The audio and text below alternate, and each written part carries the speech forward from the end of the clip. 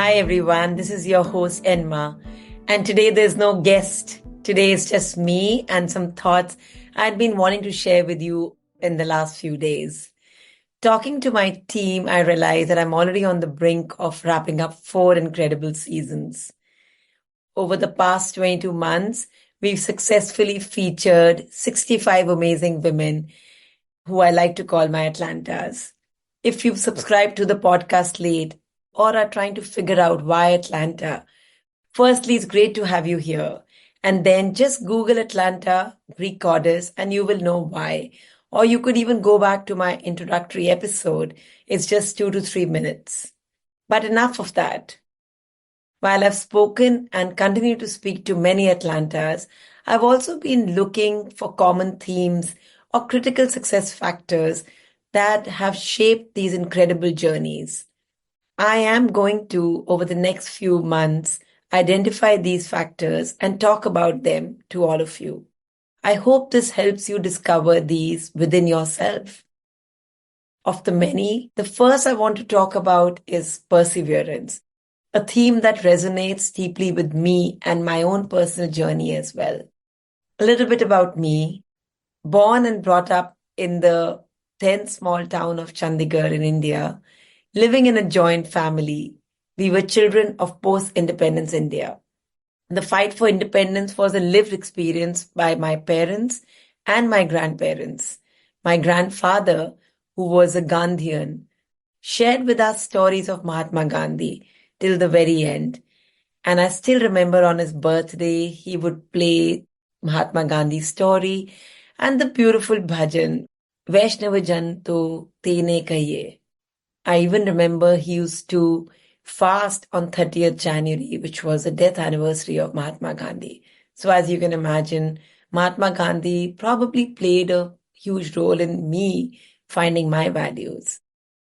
When we were growing up, a lot more women were being educated, not so we could pursue a career, but we could be better moms or perhaps better wives, able to step in case things went wrong, almost waiting in the wings, so to speak. As we grew, society around us was also changing. Women were starting to climb both the corporate as well as the society ladder. Somewhere along the line, I still remember the local golf club had a women's wing. Rotary, an organization my father was very close to, started allowing women as primary members, and my ambitions also shifted. I decided to pursue my MBA and a professional career. There were a few women in our cohort, but we had no idea at some level what we were signing up for. We didn't know how to prepare for an interview, and companies were also suddenly dealing with women candidates as management trainees, and perhaps had no idea how to deal with that as well. We knew we wanted something more, but what that was, we didn't know. But status quo was not acceptable. There weren't many people who could or would give you advice, so we kind of plodded ahead on our own. Stopping or giving up again was not an option, and we all hoped for a supportive partner who would continue to encourage us. Through my early years, my mother, always worried but always encouraging, is probably the wind beneath my wings. She was a homemaker, but she was keen to see her daughters go places, even though she was afraid of the big bad world.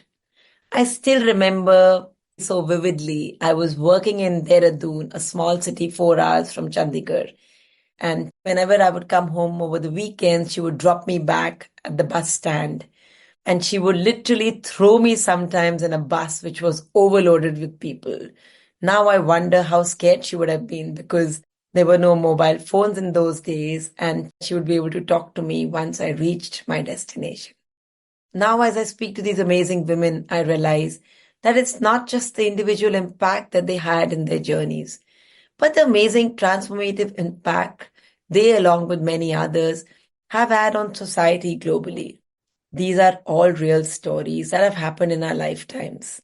Stories that have slowly but surely changed societies, sometimes accepting and sometimes not. Perseverance is truly at the heart of each of these journeys, a force that drives these women forward, despite facing obstacles, self-doubt, and even imposter syndrome. I say this because it resonates with my own story. There were times when I wanted to give up. There were times when I wondered why, what is driving me? But something somewhere deep inside was always pushing me forward.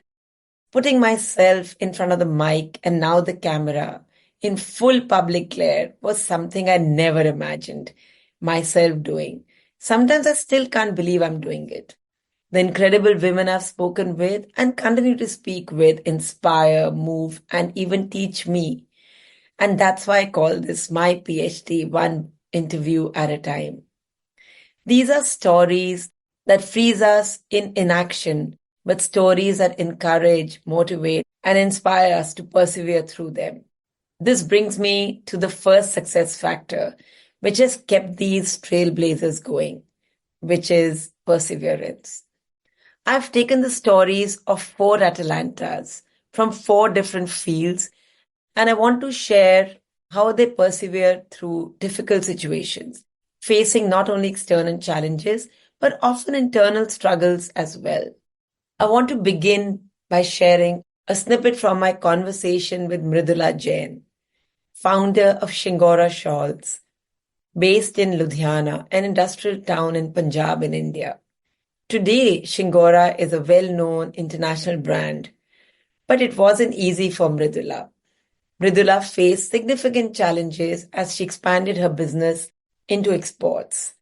Reflecting on those early days, she told me that was the beginning of exports for the whole shawl industry of Ludhiana.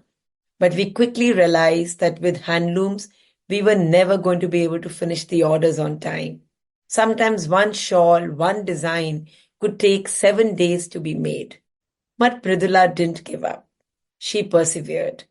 Shawls were legally reserved for handloom production, preventing her from modernizing her operations. This limitation led her to take a leadership role within the industry and started interacting with the Ministry of Textiles, the Handloom Commissioner, and the Textile Secretary. For almost 4 years, Mridula persevered through countless presentations, meetings, advocating for change. We kept on and on with our case, she recalled. Her determination finally paid off when she successfully led the amendment of the Reservation Act. The amendment was worded by me, she told me proudly, ensuring that modernization could happen without harming traditional handloom practices. Whatever we could do for modernization, we could use the electronic or powerful looms as well. Her determination paid off when she successfully led the amendment of the Reservation Act. Mridula's story is a testament to perseverance, how staying committed, advocating for change, and finding creative solutions can lead to success even in the face of systemic challenges. You can tune into episode 38 to listen to my conversation with Mridula. Now an example from corporate America. This is from the story of Vanessa Van Ameyde. Vanessa is the Chief Operating Officer at Kasasa and demonstrated perseverance in the face of imposter syndrome. When she and I spoke about how she made her voice heard, she shared, and there were many times I was in a room where I felt, oh my gosh, I'm sitting around table after table with these very strong, very capable, very smart, perfectly pedigreed individuals. And I was like, I need to be worthy of sitting at this table. I had a lot of imposter syndrome. So what that instilled in me was do more homework than anybody else. Don't just be prepared, but be prepared to answer the first question and anticipate the follow-up questions. Be ready to go 5 layers deep. And so for me, it was a ginormous game of chess in my own head. Well, if they ask me about X, I'm going to be ready for X plus 5. But they could ask me about Y or Z. So I'm going to do that layer of due diligence going into those meetings, and that preparedness made all the difference. Vanessa, as you can see, didn't give up. She just persevered. Her preparation and strategic thinking enabled her to overcome imposter syndrome and assert her presence in a highly competitive environment. You can tune in to episode 79 to listen to my conversation with Vanessa. Not surprisingly, these challenges and experiences are similar across fields. Radha Kessar's experience is a powerful reminder that perseverance often means pushing through internal battles and not just external challenges. A mathematician and an educator, Radha has won the Berwick Prize of the London Mathematical Society. She also became the first woman to receive the award since its inception in 1946. Despite all these laurels and accomplishments, Radha dealt with self-doubt for many years. I was struck by Radha's vulnerability she shared during our conversation. She told me, Enma, when I started my PhD, I wasn't sure I was cut out for this work or that I could even be able to achieve it. I constantly felt that I wasn't good enough. Even after completing my PhD for many years, I had doubts whether this was the right path for me or not. And I wouldn't say that anything happened to suddenly switch off those doubts, but I think I just got used to living with them and dealing with them. And now I think much less about those things than I used to. Radha's story is a reminder that in the face of self-doubt, the most important thing is often just to keep going. To listen to my conversation with Radha, you can tune into episode 20. Last but not least, I turn to insights from my conversation with Abha Narain Lambah, an award-winning architect whose practice has won 11 UNESCO Asia Pacific Awards for heritage conservation. Abha's perseverance is evident in her dedication to restoring landmarks like Elphinstone College and Bombay High Court, as well as preserving cultural treasures like Mani Bhavan and Horniman Circle. Abha at times faced crippling fear. In her own words, I don't think I've ever had self-doubt, but yes, I've had crippling fear many times, often at different stages of a project, whether I'm good enough or I know enough to do this as well as it deserves to be. I remember for the Ladakh project, I would get nightmares. I would wake up with sweat in the middle of the night with the fear of the whole roof collapsing on me. And that's what made me study harder, research harder, and get my act together. I think that little bit of fear is important for every project. It has driven me to get my act together, to refine my knowledge of that subject better. I'm not saying for every project, but for every project that I've been worried about, it has just egged me on to up my game because you're not being overconfident. You relook at your decisions or review your strategy and just make it better. You can tune in to episode 32 to listen to my conversation with Abha and learn about her incredible journey. As you can imagine, these 4 narratives are just a glimpse into the many women featured in Atalanta Diaries.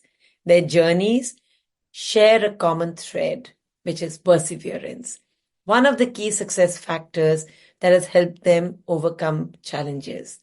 Perseverance showed up in various ways, recognizing that self-doubt is natural, preparing strategically for challenges, embracing fear, and using it as fuel to move forward, or just staying committed to a purpose even in the face of external hurdles.